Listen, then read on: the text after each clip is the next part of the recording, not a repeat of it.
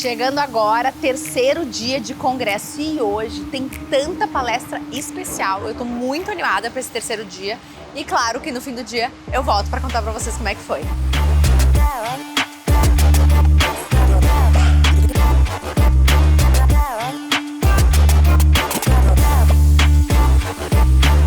Terceiro dia de congresso, vamos para o nosso resuminho do dia. Teve bastante palestra, inclusive as palestras conversaram entre si. Então, um assunto que eu vi numa palestra foi repetido na outra, de alguma outra forma. Então, começamos amanhã falando sobre suicídio, pontos importantes sobre a questão de avaliação de suicídio. Em primeiro lugar, que a gente deve falar sobre esse tema do ponto de vista de psicoeducação, de educar as pessoas o ano inteiro, não só em setembro. Questão de suicídio deve ser avaliada sistematicamente em pacientes que têm alguma demanda, especialmente transtorno mental. A gente sabe hoje que a cada 100 mortes, uma pessoa é por suicídio. Então é uma taxa muito alta, especialmente quando a gente vê em termos populacionais, o Brasil tem uma taxa muito alta e, ao contrário da taxa global que vem diminuindo, teve um aumento do Brasil. Então, a avaliação e, principalmente, diagnóstico de transtorno mental, já que a gente sabe que esse é um dos principais fatores de risco. Alguns outros fatores são importantes para a gente avaliar. Então, história familiar de transtorno mental, história familiar de suicídio, outra questão importante que a gente precisa avaliar. E quando a gente fala em fatores precipitantes, precisamos avaliar acesso a meios de se matar. Então, a gente precisa avaliar isso e, principalmente, não deixar que pessoas que estão com algum quadro de depressão tenham acessos. A questão da impulsividade como um fator de risco para a questão do suicídio e uma palestra muito boa falando sobre o risco de suicídio em adolescentes. Os transtornos mentais iniciam na adolescência e adulto jovem. Então, ter um transtorno mental a gente já sabe que é um fator de risco para a questão do suicídio. Então, a gente precisa avaliar e fazer diagnóstico. Até 65% dos quadros vão iniciar antes dos 25 anos.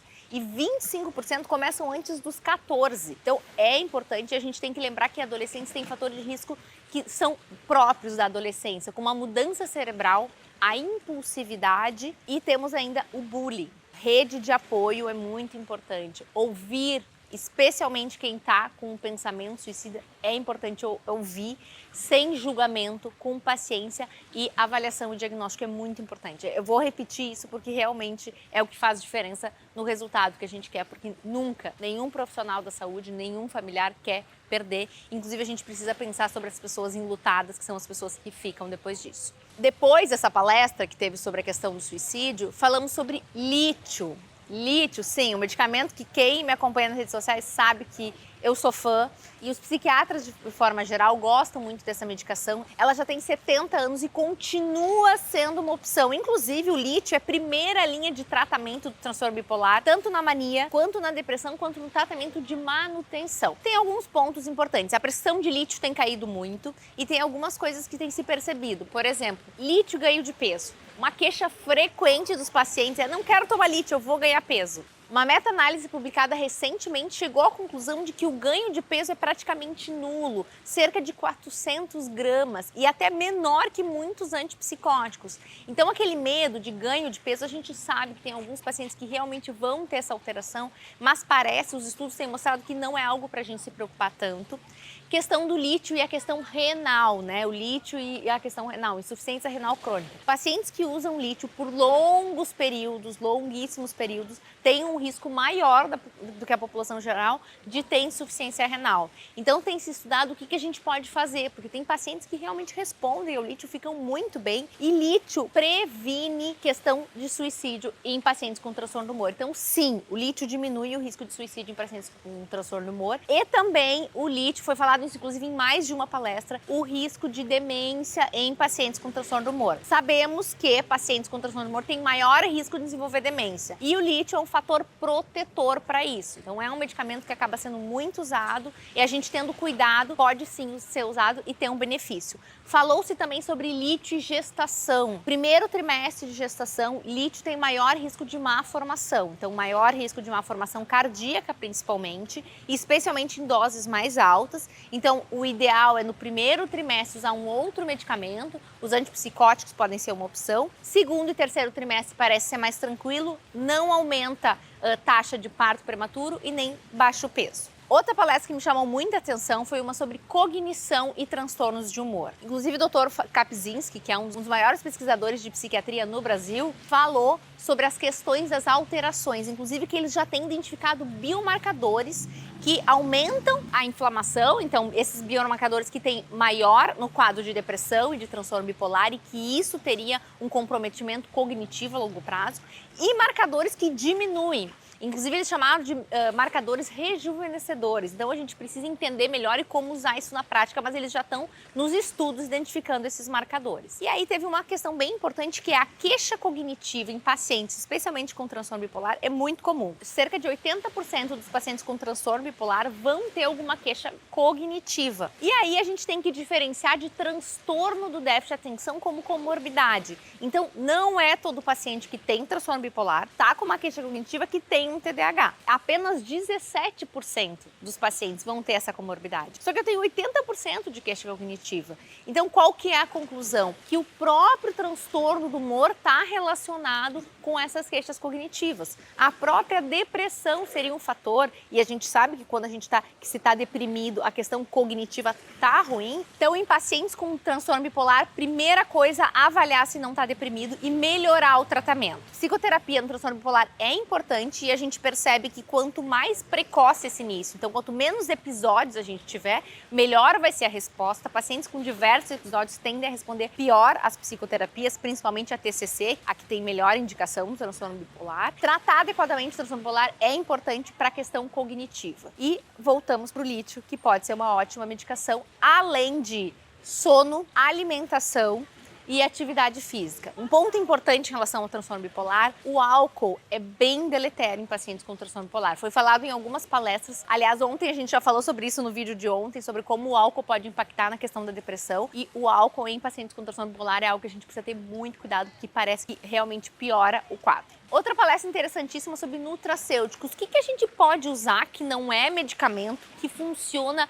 para transtornos de humor? Em primeiro lugar, nenhum nutracêutico é indicado em monoterapia. O que quer dizer? Eu só vou usar um nutracêutico para tratar uma depressão, um transtorno bipolar. Não. A gente pode usar eles como adjuvante. E aí a gente tem algumas opções e alguns com uma evidência maior, alguma evidência menor, como ômega 3. Ômega 3, 1000 miligramas do EPA pode ser um tratamento adjuvante no transtorno depressivo. Outro nutracêutico que tem se falado muito, metilfolato, também tem evidências em relação à depressão. A gente ainda não sabe exatamente se é porque a pessoa pode ter uma alteração do MTHFR, que é o gene que metaboliza isso, ou se é outro mecanismo. Sabemos que o metilfolato é importante na formação dos neurotransmissores, então metilfolato pode ser uma opção. Zinco, magnésio, N-acetilcisteína, então todos esses nutracêuticos a gente tem evidências muito pequenas, pequenos estudos mostrando que, olha, pode ser que ajude, não vai ser todos os pacientes, então tem que ser tratamento individualizado. A gente vai avaliar esse paciente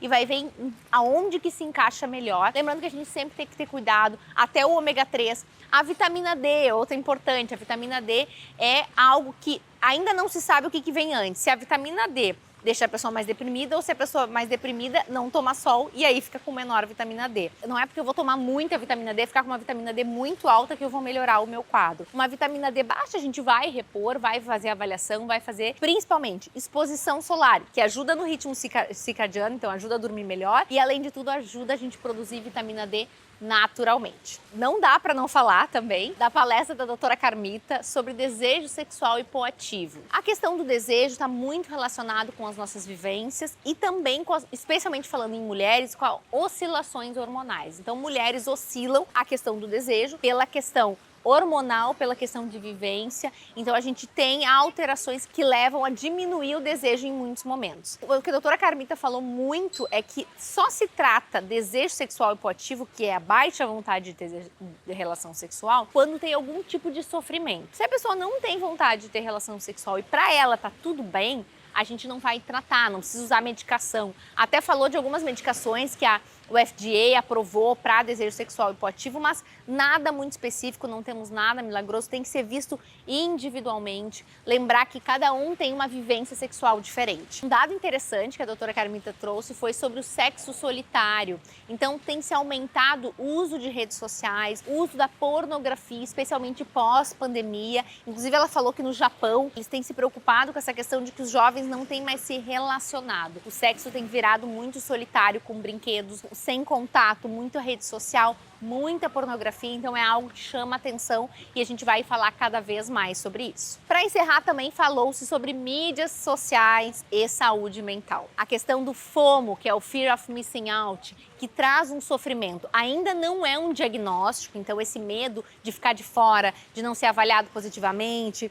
de não ter a curtida na rede social. O FOMO não é um diagnóstico oficial, mas é um quadro que a gente tem percebido aí em muitas pessoas, especialmente aquelas que têm dificuldade nas suas relações pessoais e começam a buscar essa aprovação e essa aceitação que todos temos, porque somos seres sociáveis, precisamos da aprovação e do amor e do afeto externo. E quando eu não tenho essa identificação muitas vezes com grupos pessoais, eu vou para a internet. Só que pode desenvolver transtornos de não conseguir mais ficar sem essa avaliação. E eu começo a ficar dependente, assim como as dependências. O circuito de recompensa do meu cérebro que é cada vez mais e eu não consigo ficar fora disso. Então, ainda não é um diagnóstico, mas tem se falado cada vez mais. Se inscreve no canal, ativa as notificações. Esse foi o terceiro dia. Ainda tem muita coisa pra gente conversar e discutir. E assim, resuminho de cabeça depois de um monte de aula. Espero que vocês tenham gostado. Amanhã a gente se vê de novo.